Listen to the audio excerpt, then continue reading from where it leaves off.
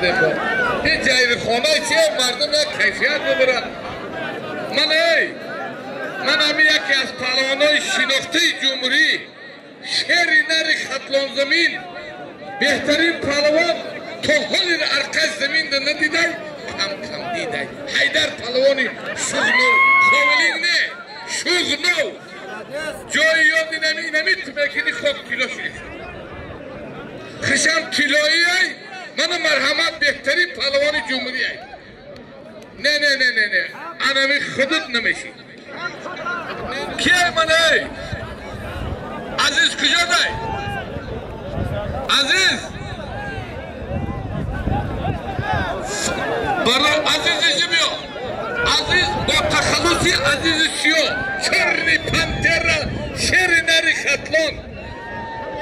یا جایی گفتنی گپ نیست پهلوان خیلی بگم ما همه خواهی مردمی بنانگ ناموسی بیشکنگ میگن این بین یاد خشتوری نیست عزیز چه نغمه نکن خیلی جا آمده همون برادریم آتش ای برادر در تو جانم پهلوان خواهی حیدر کتی بگی بوسه باشی ای برادر خودت گوش کو معرکه را گفتم از مای کلان این پهلوان خوب اینه که امویس یا تمام شیراخی مردم دو اوزی انترس نیست دای من مردم میگیرم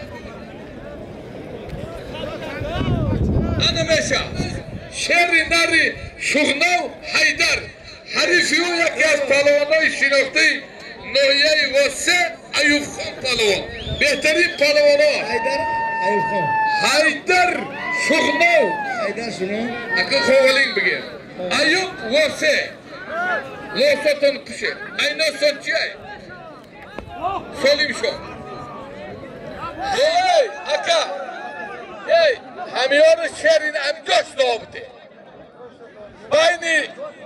بین دادخان نوریلا $100 دیا بخشی پنسخونا حال با میبینم ایره مردمی بنانگی ناموزی یعنی اگر کم تر یک شیرین کنن یعنی با تریگ مال کویم ای رحمت اکی نه گشتینی کارموز نوریلا جان دعا کن خدا حتان قوته خیلی اکی جورا یک را میگم دا تا دست هم بغلطی عبید ننست من از طرفی دست راست من پهلوان شناخته جمهوری ازبکستان و تاجیکستان غزلشان ناحیه آوازداری یوان حریفیو غفار پهلوان شرینر انم بیشکنگ ای شهرتوز بیشکنگ همه چگه سو ایناشان چی ای؟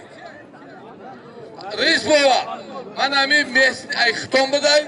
من غزل یوان ایناشان چی ای؟ بین غزل غفار یک تلویزور بازش کتید یا بخشی 500 سوما 200 سوما نرگاه خدا تو نگاه تیا الله اکبر یوان شهری توز آن حالی تدبیرات بکنیم زهیدی ای